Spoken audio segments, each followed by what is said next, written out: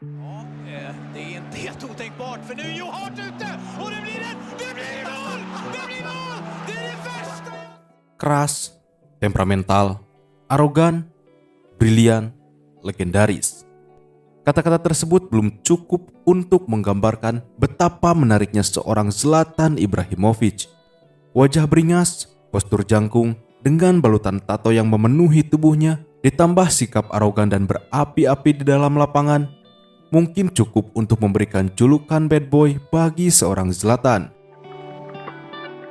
Namun selalu ada sebab di balik akibat. Dan kali ini kita akan mencoba mengupas bagaimana perjalanan seorang Zlatan Ibrahimovic hingga ia menjadi the one and only Zlatan dengan magic bertajuk Ibra Kadabra.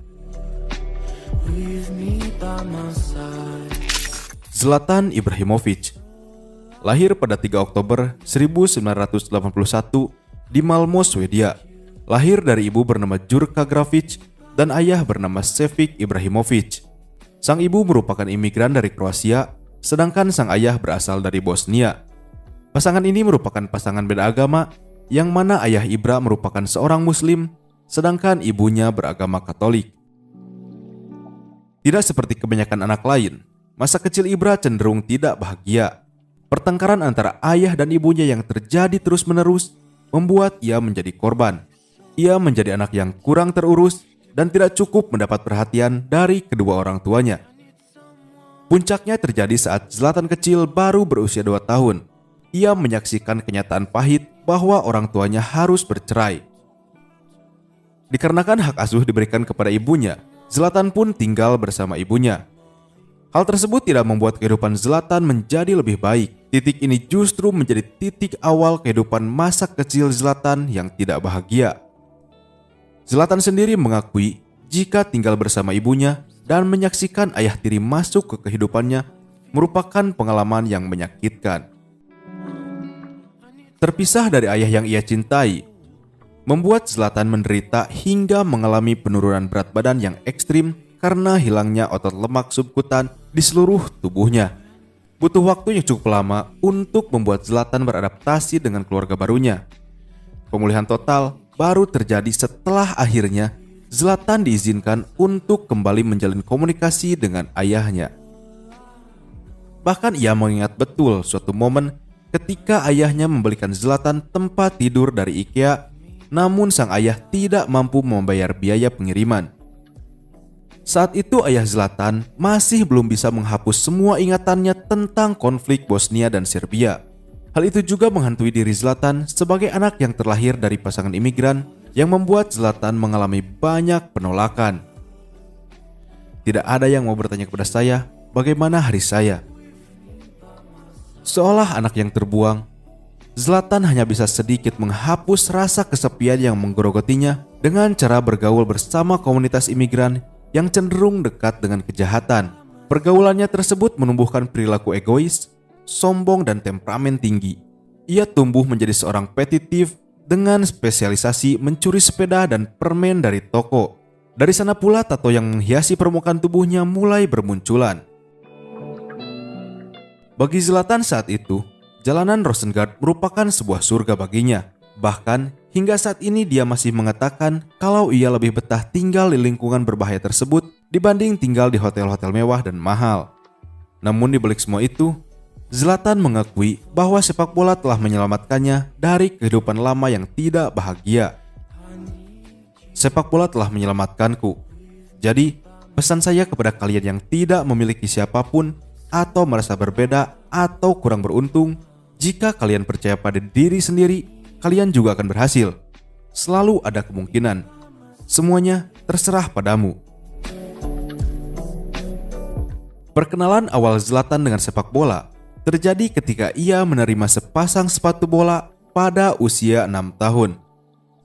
Dia belajar sendiri bermain bola di lapangan kecil berdebu di dekat rumah ibunya. Lalu, ia bermain bola bersama teman-temannya di daerah jalanan Rosengard. Singkat cerita, Zlatan bergabung dengan klub lokal Malmö FF. Namun di akademi pun, Zlatan sempat mendapat penolakan. Bahkan suatu hari, orang tua dari rekan Zlatan di akademi mengajukan petisi agar Zlatan dikeluarkan dari akademi karena telah menanduk anaknya. Namun dengan segala kontroversi dan bakatnya, akhirnya Zlatan dapat menembus skuad utama Malmo di usianya yang ke-18 pada tahun 1999.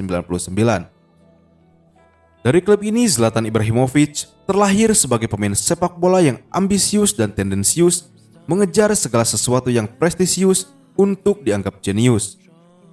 Hal tersebut dikisahkan langsung oleh sahabatnya di Malmo FF, Tony Flygare. Sejak dulu Zlatan selalu ingin menjadi lebih baik dari saya, baik dalam permainan sepak bola, PlayStation, dan wanita. Nama Zlatan semakin dikenal dunia ketika ia memperkuat Ajax Amsterdam pada periode 2001 hingga 2004. Di sana juga ia mulai mendapatkan julukan Ibra Kadabra yang terinspirasi dari kata abrakadabra dalam sulap. Hal itu karena saking banyaknya gol-gol ajaib yang dia cetak. Namun di Ajax, Zlatan kembali mendapat tindakan yang akhirnya memicu amarah dan arogansinya.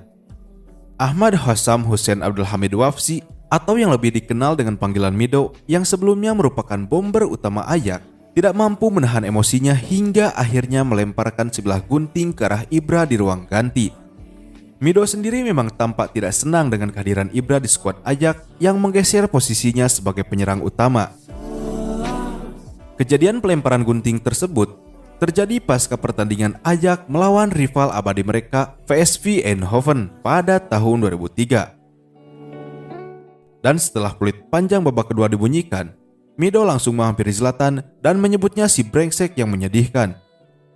Namun seperti biasa, Zlatan menanggapi dengan gaya khasnya. Saya menjawab dengan mengatakan, jika ada yang brengsek, maka itu adalah dia. Mido mengambil gunting dan melemparkannya ke saya. Benar-benar gila. Gunting itu melesat melewati kepalaku, lalu membentur dinding beton dan membuat retakan. Seakan membangkitkan masa lalunya yang kelam, Zlatan merasa bahwa ia diperlakukan dengan buruk. Saya seperti domba hitam yang memiliki wajah berbeda, dan saya bukanlah orang yang berambut pirang. Mereka menulis berita buruk tentang saya dan saya tidak peduli. Dan bahkan itu semua membuat saya semakin kuat. Zlatan meninggalkan Ajax untuk hijrah ke Juventus setelah perseteruannya dengan Van der Vaart memanas. Ia dituduh dengan sengaja mencederai Van der Vaart kala membela negaranya Swedia melawan Belanda di ajang internasional. Jika kamu menuduh saya lagi, saya akan mematahkan kakimu, ungkap Ibra dalam bukunya I Am Zlatan. Karir Zlatan Ibrahimovic di Juventus hanya bertahan sekitar 2 musim. Ia meninggalkan Juve setelah klub Zebra Turin tersebut terjerat skandal Calciopoli dan harus bermain di Serie B. Yang paling mengejutkan, Ibra menyeberang langsung ke kubu musuh bebuyutan sekaligus lawan Juve di Calciopoli, yaitu Internazionale. Selanjutnya Ibra kerap berpindah-pindah klub mulai dari Barcelona, AC Milan, Paris Saint-Germain, Manchester United hingga LA Galaxy. Tapi dimanapun Ibra bermain, ia akan selalu menjadi sosok ikonik meskipun penuh dengan kontroversi. Kata-kata yang keluar dari mulutnya kadang di luar nalar manusia biasa, terutama saat ia mengaku bahwa dirinya adalah Tuhan, meskipun itu hanyalah lelucon sarkastik. Ja, det frågar mig. Orang-orang akan selalu mengenangnya sebagai the one and only Ibra Kadabra. Seperti yang ia katakan, aku datang sebagai raja dan pergi sebagai legenda. I need you with me by my side.